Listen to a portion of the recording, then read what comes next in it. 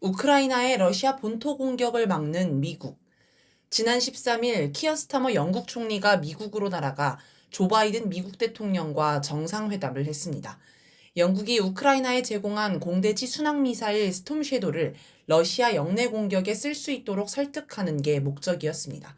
우크라이나 전쟁이 새로운 단계로 넘어갈 수 있는 사안이라 세계가 주목했는데 회담 결과 미국이 영국의 요구를 거절한 듯합니다. 사거리가 560km인 스톰 섀도를 우크라이나 북부 국경에서 발사하면 모스크바까지 날아갈 수 있습니다. 다만 영국은 우크라이나의 사거리를 250km로 제한한 수출용을 제공했으며 러시아 본토가 아닌 우크라이나 영토 안에만 사용하도록 조건을 걸었습니다. 우크라이나는 이 미사일을 이용해 러시아 본토와 크림반도를 연결하는 크림대교를 파괴하고 러시아 35제병 연합군 사령부, 58군 예비지휘소, 흑해함대 해군사령부 등을 공격해 러시아의 여러 장교를 폭살하는 등 상당한 전과를 올렸습니다. 특히 지난해 9월 20일 흑해함대 해군사령부 공격에는 스톰 섀도 8발을 발사해 러시아 측이 5발을 요격했으나 나머지 3발이 사령부 건물에 명중했다고 합니다.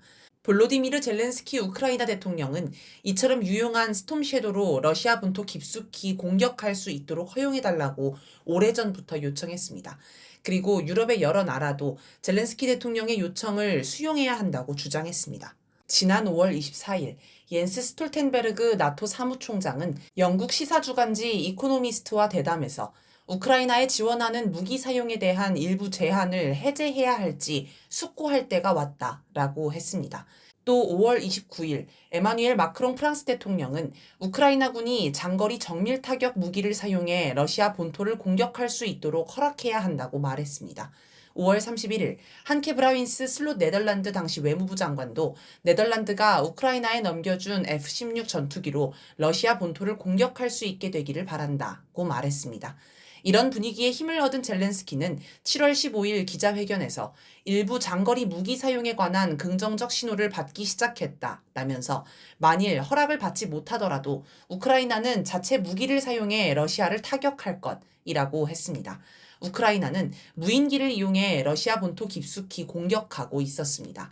마침내 바이든은 9월 10일 우크라이나가 미국이 제공한 장거리 미사일로 러시아 후방 깊숙이 타격하는 것을 승인할 것이냐는 질문에 현재 검토 중이라며 처음으로 긍정적인 반응을 보였습니다. 토니 블링컨 미 국무부 장관도 같은 날 영국에서 열린 기자회견에서 우크라이나의 미사일 사용 제한 해제 요청이 있으면 우리는 이를 들여다볼 것이라고 말했습니다.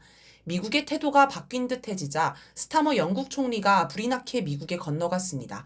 그러나 회담 결과 합의에 실패한 것으로 보입니다. 스타머는 바이든을 설득했냐는 기자 질문에 답을 피했습니다. 존 커비 백악관 국가안보회의 대변인은 정상회담에 앞선 브리핑에서 미국은 제한 조치를 바꿀 계획이 없다고 밝혔습니다. 사브리나 싱 미 국방부 부대변인은 19일 우리는 이 문제가 묘책이 아니라는 점을 분명히 해왔다라며 미사일 사용 제한을 해제한다고 전세를 뒤집을 수는 없다고 지적했습니다. 미국이 끝내 태도를 바꾸지 않자 유럽이 발끈했습니다.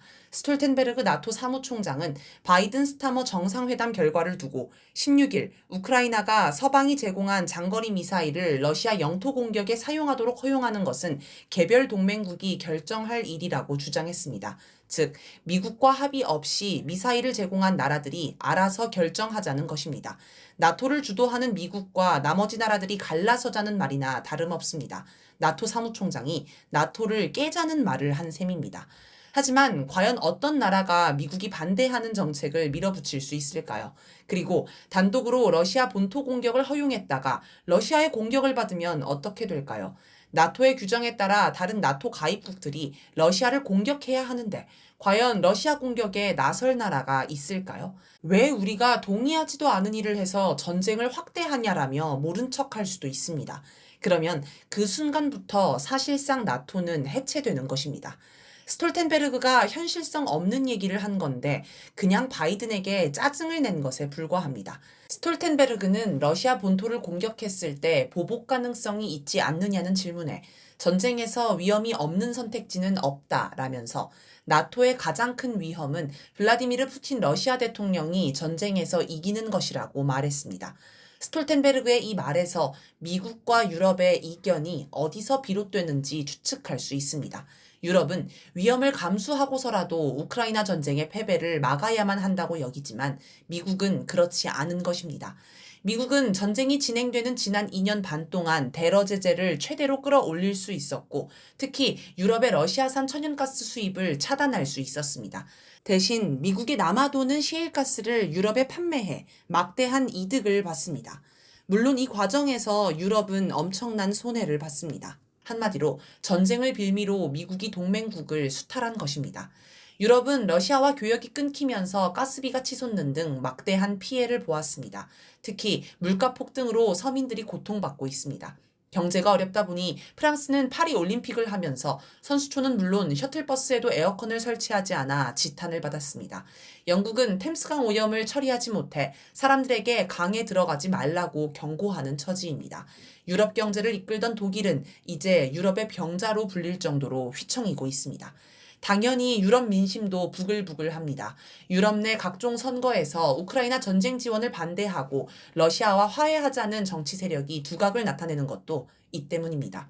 프랑스에서 우크라이나 지원보다 러시아와 대화하는 게 효율적이라며 대러 제재를 반대한 마린 르펜이 이끄는 국민연합이 유럽 의회 선거에서 압승하기도 했습니다. 독일에서도 중도 보수 야당인 기민, 기사련이 30%로 1위를 기록한 가운데 극우 정당 독일을 위한 대안이 15.9%로 2위를 차지했습니다. 숄츠 총리가 속한 3인당은 13.9%로 3위에 그쳤습니다. 유럽 각국 지도자들은 자국민에게 조금만 버텨라. 전쟁은 이긴다. 이기면 다시 잘 살 수 있다. 라고 설득합니다. 그러다 만약 전쟁에 지면 이들은 분노한 국민의 손에 이끌려 정치적 단두대에 서야 할 것입니다. 마크롱은 벌써 반쯤 끌려 나온 듯합니다. 프랑스 의회가 대통령 탄핵 절차에 들어갔기 때문입니다. 그러니 전쟁에서 이겨보려고 뭐든 해야 하는 상황인 겁니다. 그래서 영국 총리가 총대를 메고 미국을 설득하려고 시도했습니다. 젤렌스키 역시 살아남기 위해 뭐라도 해야 합니다. 그래서 모두가 무모하다고 평가하는 러시아 본토 진격을 단행했습니다. 내가 이렇게까지 열심히 하는데도 미사일 제한을 안 풀어줄 거냐라고 시위하는 듯합니다. 미국이 미사일 제한만 풀어주면 모스크바를 대대적으로 공격해 러시아의 항복을 받아내겠다는 망상에 빠져 있나 봅니다. 하지만 미국은 이미 우크라이나 전쟁에서 승리할 수 없다고 보는 듯합니다. 로이드 오스틴 미 국방부 장관은 9월 7일 독일에서 열린 기자회견에서 이 전쟁에서 그 자체만으로 전황을 바꿀 결정적인 한방이라는 것은 없다라고 하였습니다. 전황을 뒤집기 힘들다는 말입니다. 미국 내에서는 젤렌스키의 러시아 본토 진격을 두고도 비관적인 평가가 많습니다. 8월 6일 우크라이나가 러시아 쿠르스크 지역을 침공할 때만 해도 무슨 기상천외한 작전으로 전황이 일거에 뒤집힐 거라고 기대하는 사람이 많았습니다. 그러나 한 달 반이 지난 지금은 분위기가 정반대입니다.